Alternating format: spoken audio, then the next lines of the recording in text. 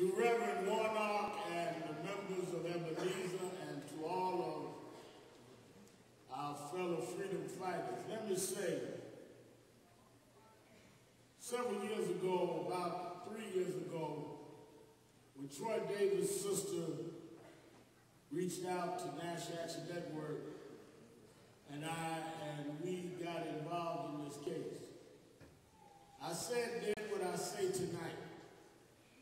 And that is that there are misnomers that the media keeps projecting.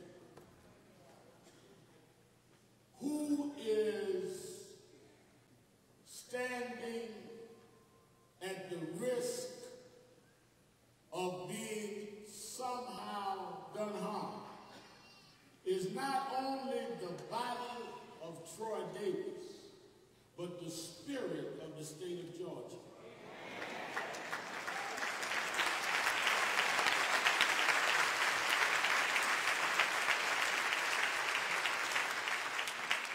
If in a civilized world, in a nation that claims to stand for what's right, in 2011, you can put a man on death row with no DNA evidence, no physical evidence, can't bring the weapon that was used in the crime, and 7 of the 9 eyewitnesses recant, and you still act like there's something to decide that says more about you than it does about your race.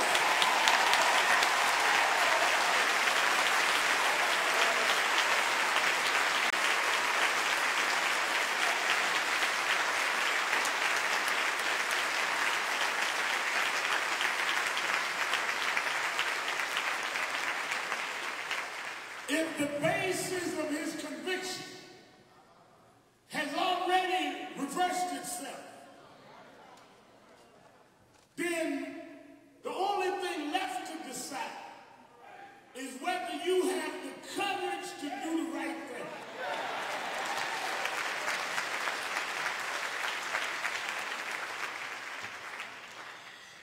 What is there to review?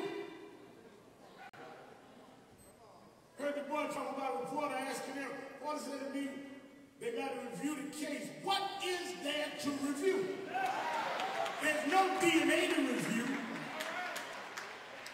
There's no physical evidence to review.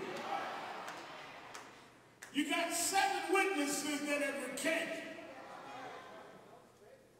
The only thing you must look at is whether you have the courage to say that even if people for the right reasons made a mistake, we have the courage to correct it and go forward on that.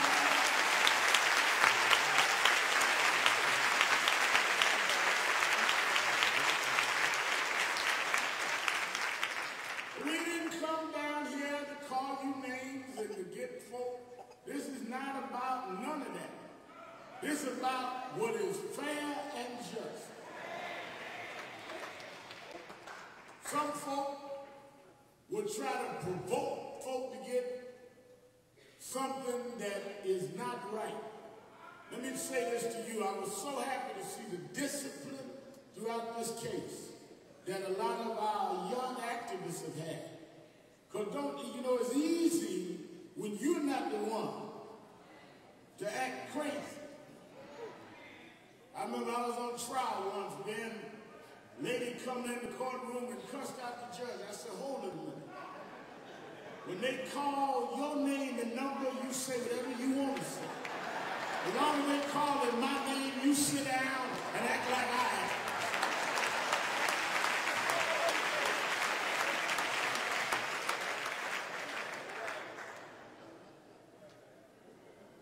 This case, the reason it has attracted the world's attention is because it is so blatantly clear that there's no reason for that man to be sitting on death row tonight.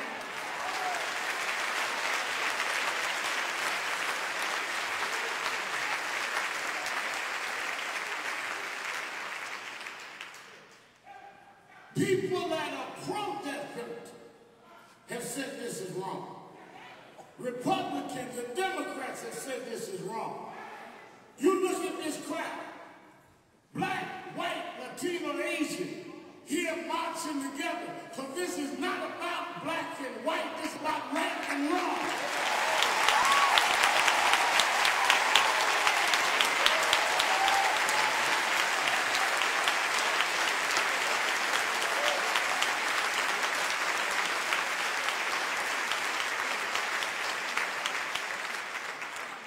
2 years ago, Reverend Warnock and I visited Troy on death row.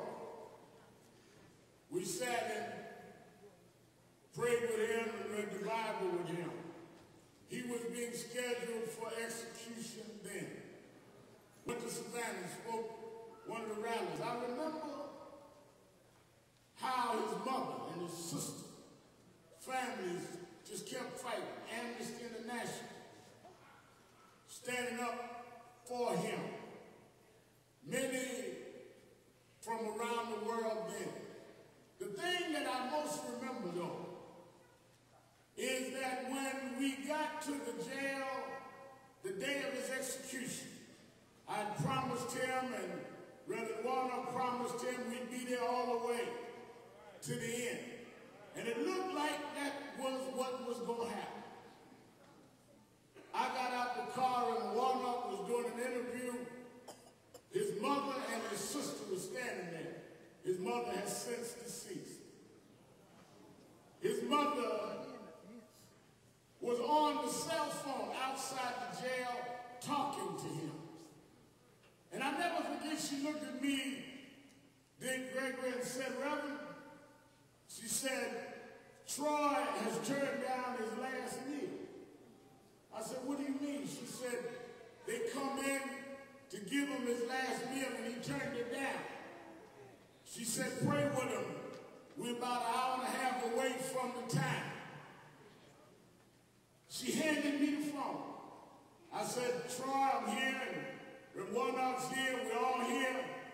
Your mama said pray with you. She said, you turned down your last meal. He said, yeah, Reverend, because this is not going to be my last meal.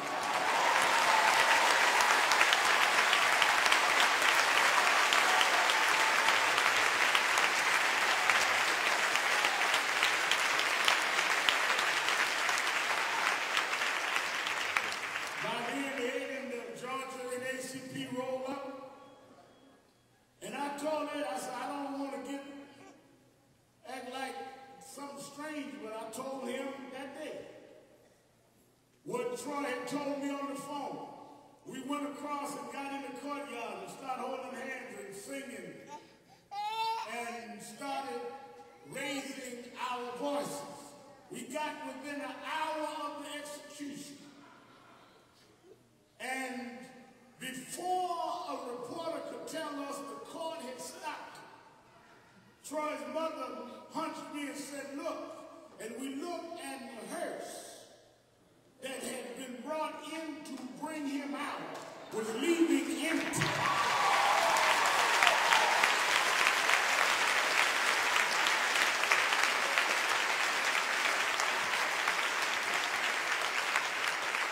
I had to admit that night, as one of 7 preachers, I was a little boy, but Troy had more faith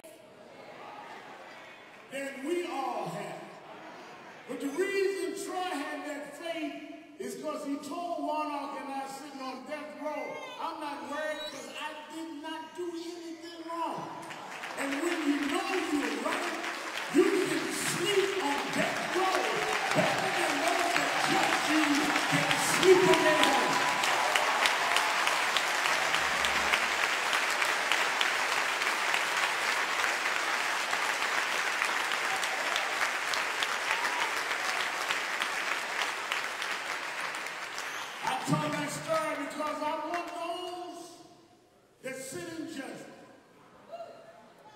To know that Troy is going to sleep well tonight. Because whatever you do, he knows the truth. You will be the one that has to wrestle with your own conscience and live with with your own decision. Because this will be beyond politics and beyond your career. You will have to decide, can you live with not stopping something that clearly is not beyond a reasonable doubt?